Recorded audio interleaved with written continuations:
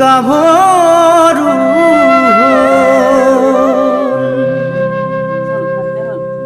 আইতা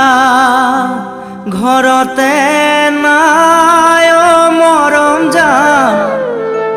আইতা ঘৰত চোন নাই